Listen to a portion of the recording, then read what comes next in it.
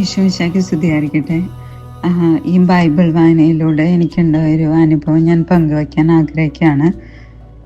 എനിക്ക് ഒത്തിരി അനുഭവങ്ങൾ ഉണ്ടായിട്ടുണ്ട് ഈ ബൈബിൾ വായനയിൽ പങ്കെടുത്തതിലൂടെ. പലപ്പോഴും എനിക്ക് വായിക്കാൻ കിട്ടുന്ന ബൈബിൾ ഭാഗം വായിക്കുമ്പോൾ പലപ്പോഴും എനിക്ക് തോന്നിയിട്ടുണ്ട് കർത്താവ് എന്നോട് സംസാരിക്കുന്ന പോലെ തോന്നിയിട്ടുണ്ട്. ഒത്തിരി റിലേറ്റബിൾ ആയിട്ടുള്ള കാര്യങ്ങൾ ഈ വായിക്കുന്ന ഭാഗത്തിൽ എനിക്ക് ഫീൽ ചെയ്യാറുണ്ട്. പക്ഷേ കുറച്ച് മാസങ്ങൾക്ക് മുന്നേ എനിക്ക് വായിക്കാൻ കിട്ടിയ ഒരു ഭാഗം എന്ന് പറഞ്ഞിട്ടുണ്ടെങ്കിൽ അത് ഏശയ്യ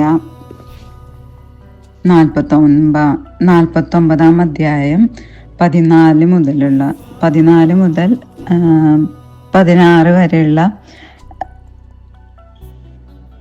വാക്യങ്ങളാണ്. അതിൽ പറഞ്ഞേക്കുന്ന എന്നാൽ സിയോൻ പറഞ്ഞു, കർത്താവ് എന്നെ ഉപേക്ഷിച്ചു, എൻ്റെ കർത്താവ് എന്നെ മറന്നു കളഞ്ഞു. മുല കുടിക്കുന്ന കുഞ്ഞിനെ അമ്മയ്ക്ക് മറക്കാനാകുമോ? പുത്രനോട് പെറ്റമ്മ കരുണ കാണിക്കാതിരിക്കുമോ? അവൾ മറന്നാലും ഞാൻ നിന്നെ മറക്കുകയില്ല. ഇതാ നിന്നെ ഞാൻ എൻ്റെ ഉള്ളം കയ്യിൽ രേഖപ്പെടുത്തിയിരിക്കുന്നു. അപ്പം ഈ വാക്ക് എനിക്ക് ഈ ഭാഗം എനിക്ക് അങ്ങ് വായിച്ചങ്ങ് കംപ്ലീറ്റ് ചെയ്യാൻ പറ്റിയിട്ടുണ്ടായിരുന്നില്ല. അപ്പോഴത്തേനും ഞാൻ കരഞ്ഞുപോയി. എന്നിട്ടുണ്ടെങ്കിൽ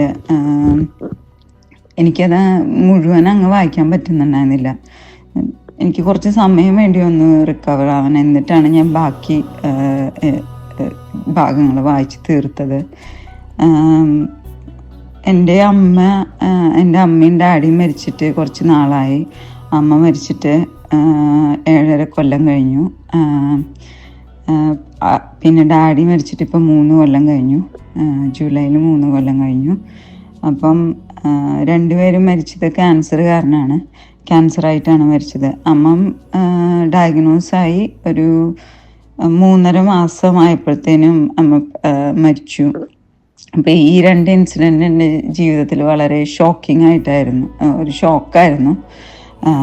അപ്പം ഞാനിങ്ങനെ വിചാരിച്ചിട്ടുണ്ടായിരുന്നു മേ ബി പിന്നെ എൻ്റെ മോന് 6 വയസ്സാണ്, അവൻ ഇതുവരെ സംസാരിച്ചു തുടങ്ങിയിട്ടില്ല. അപ്പോൾ ഞാൻ പലപ്പോഴും ഇങ്ങനെ വിചാരിക്കാറുണ്ട് കർത്താവ് എന്നെ മറന്നു കളഞ്ഞു. അങ്ങനത്തെ ഒരു ഫീലിംഗ് എൻ്റെ മനസ്സിലുണ്ടായിരുന്നു. അത് ഞാൻ പുറത്താരോടും പറഞ്ഞിട്ടൊന്നുമില്ല, എന്നാലും മനസ്സിൻ്റെ ഉള്ളിൽ അങ്ങനെ ഒരു ഫീലിംഗ് ഉണ്ടായിരുന്നു. അപ്പം ഈ വചനം വായിച്ചപ്പോൾ എനിക്ക് അതും പിന്നെ അതിൻ്റെ ഉത്തരം എന്നുള്ള രീതിയിൽ പെറ്റമ്മ മറന്നാലും ഞാൻ നിന്നെ മറക്കുകയില്ല. ഇതാ നിന്നെ ഞാൻ എൻ്റെ ഉള്ളം കയ്യിൽ രേഖപ്പെടുത്തിയിരിക്കുന്നു. ഇത് വായിച്ചപ്പോൾ എനിക്ക് ശരിക്കത് എന്താ ഒരു ദൈവാനുഭവം പോലെയായിരുന്നു. നന്നായി എനിക്ക് മനസ്സിൽ തട്ടിയിട്ടുണ്ടായിരുന്നു. അന്നൊന്നും എനിക്ക് ഇത്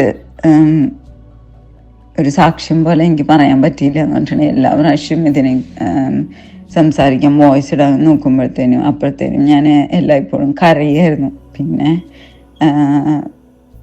അപ്പോൾ ഞാൻ ഇതേവരെ എനിക്കത് ഇടാൻ പറ്റിയിട്ടില്ല. പക്ഷേ ഈ ഒരു അവസരത്തിൽ ഞാനത് ഷെയർ ചെയ്യാണ് നിങ്ങളുമായിട്ട്. ഈശോമിശിഹായ്ക്ക് സ്തുതിയായിരിക്കട്ടെ.